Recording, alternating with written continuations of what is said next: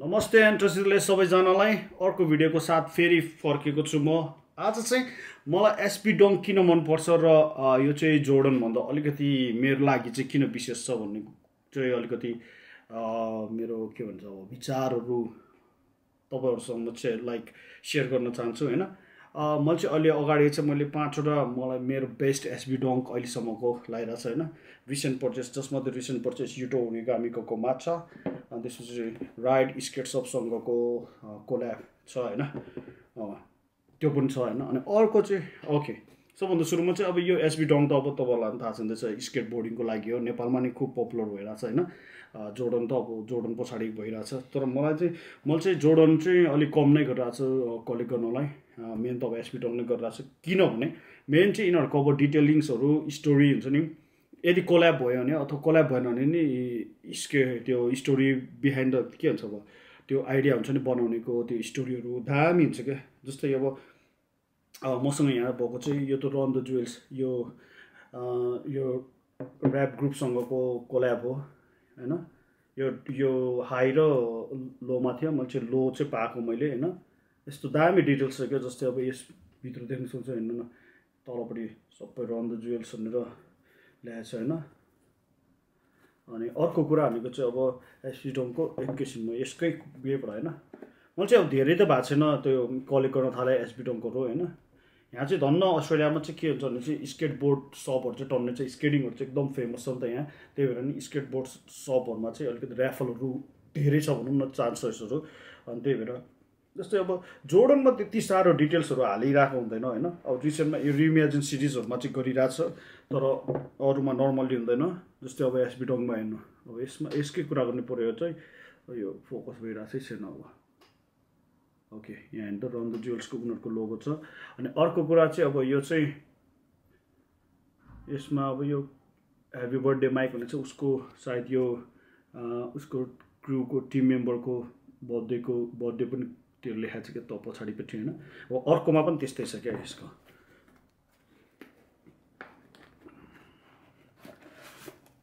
यस्तो सानो कुराले गर्दा चाहिँ यो चाहिँ जेमेली यो पनि सायद त्यसको कसैको बर्थडेको थियो होला।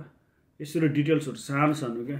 यसमा फरकै छ यिनीहरुको त्यो यो दुईटामा यो हैन। अनि अर्को कुरा भनेको लेस स्वाप गर्नलाई धेरै नै अप्सन पठाउँछ के। कुनैमा रेयरली चाहिँ नहोला हैन। प्रायमा चाहिँ पुरा लेस स्वापहरुको पनि हुन्छ के। डिटेलिङ्स नै हेर्नु न हैन। डिटेलिङ्स चाहिँ त्यो जोर्डनहरु भन्दा चाहिँ अलि दामी नै हुन्छ के। यो भयो रन द जुवेल्सको हैन मेरो। अनि यो चाहिँ फ्लाइ स्ट्रिटवेयर चाइनिज स्ट्रिटवेयर शपसँगको कोल्याब। यसमा पनि एक्स्ट्रा लेस थियो। यसको जन पुरा डोरी जस्तो के डोरी जस्तो चाहिँ छ। अनि सुस पनि अर्कै छ यो भयो। अनि भित्रको बाहिरको सुस चाहिँ दामी बनाएको छ। अनि यहाँ चाहिँ अनि यस्तो सानो डिटेल्स हेर्नु साइडको यसरी यो प्वाक हुनु न फिदर्स प्वाक हो कि यो फुल हो। अनि यस्तरी डिटेल्सहरु। अनि यसको नि इन्सोल यस्तो दामी छ कि अहिले त यो रिसेल मार्केटमा मात्र किन्न पाइन्छ होला अब हैन। यसको चाहिँ दुईटैमा एउटै छ त्यही भएर दुईटै चाहिँ झिक्दिनु म। यहाँ हेर्नु न यस्तो दामी छ हैन। कसले लिँदैन त हैन। यो भयो। अनि त्यसपछि युटो ओरिगामीको पनि त्यस्तै छ। अनि अर्को कुरा चाहिँ मैले पहिलाको भिडियोमा पनि भनिरहेको छु त्यो यो जुत्ताको इन्सोलमा टाँस्दै हान्छ के यस्तो वाला यो स्टिकर। यो चाहिँ म निकाल्दै हाल्छु किनभने यो यस्तो डिटेल बिगार्दिन्छ कस्तो गम बस्छ क्या धेरै पछाडि निकाल्यो भने चाहिँ। अनि त्यही भएर यसको पनि हेर्नु न ल डिटेलिङ्सहरु। यो त युटो ओरिगामीको युटोको लोगो भ्याल्यो। अनि यहाँ हेर्नु यो यसमा मेटल डिटेलिङ्स अनि स्पेकल्सहरु छ टिक छ यसमा हैन। यस्तो गर्नै पर्ने हो। अनि त्यसपछि इन्सोल यतिको डिटेलिङ्स चाहिँ मैले जोर्डनमा चाहिँ अहिलेसम्म पाएको छैन हैन। कुनैमा बाहेक रिइमेजिन सिरिज द बेस्ट भइरहेछ अहिले हैन।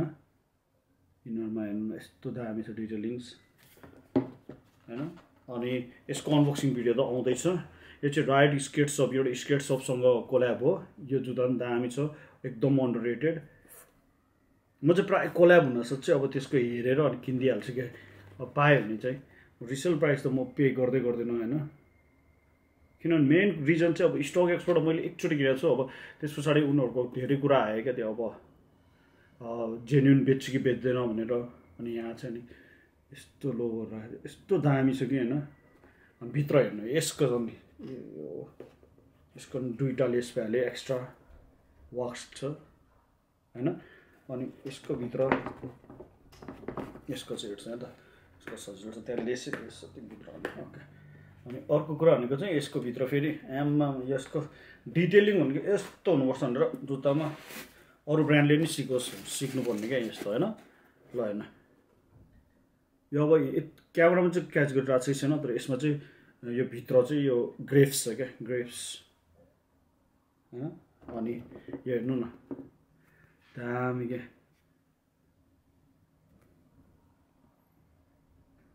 यस्तो छ अब इन्सोलहरू नै होइन यस्तो डिटेल भए पछाडि कसले लिँदैन होइन राइट स्केट सप्स पोडो फाइनेस ओके यो भयो अनि अर्को चाहिँ लास्ट देखाउन चाहन्छु कि यो चाहिँ सेन्ट पिटर्ससँग कोल्याब मेरो एउटै मात्र ग्रिन सुज दुईवटा होला यो सेकेन्डमा ग्रिन सुज होइन यसको त अनबक्सिङ भिडियो पहिल्यै गराएको थियो यसको हेर्नु न यहाँ यो के भन्छ यस्तो डिटेलिङ हुन्छ कि यिनीहरूको यसको चाहिँ अब भित्र चाहिँ छैन भित्र चाहिँ नर्मलै छ क्या यस्तोवाला छैन यस्तो भने क्या यो चाहिँ मलाई झिक्नु मन लाग्यो यो एकदम बिगार्छ कि डिटेलिङ गर्नु नै निकालिदिन्छ यसको चाहिँ सादै रहेछ ओके यस्तो हुन्छ कि त्यही भएर चाहिँ यो एसपी डङ चाहिँ मैले कलेक्ट गर्न थालेको चाहिँ त्यही रिजन एउटा वान अफ द रिजन चाहिँ अनि अर्को चाहिँ यो अब जोर्डन हुन त अब टु बी अनेस्ट कुनै पनि जोर्डन 4 अलिकति कम्फोर्टेबल छ जोर्डन 3 कम्फोर्टेबल छ यो जोर्डन 1 चाहिँ अब फ्ल्याट भएर चाहिँ अब अलिक कम्फोर्टेबल चाहिँ अब डे टु डेको लागि चाहिँ कम्फोर्टेबल चाहिँ छैन होइन अनि यो चाहिँ जोर्डन 1हरू भन्दा चाहिँ अलिकति कम्फोर्टेबल चाहिँ यो छ तर सबसे कम्फोर्टेबल चाहिँ कुन जुत्ता भनेर म कुनै अर्को भिडियोमा भन्छु होइन त्यो म डे टु डे युजमा पनि लाउँछु यिनीहरू चाहिँ कलेक्सन अनि एकदम मनपर्ने भएर मात्र मैले किनिरहेको हो अनि यही हो आजको कति मिनट भयो भिडियो 4 मिनट जस्तो भयो ओके अनि यो भिडियोलाई पनि माया दिनुहुन्छ भने म आश गर्दै अर्को भिडियोमा भेट्नेछु है त सबैजना स्टे सेफ सबैजना पिस आउट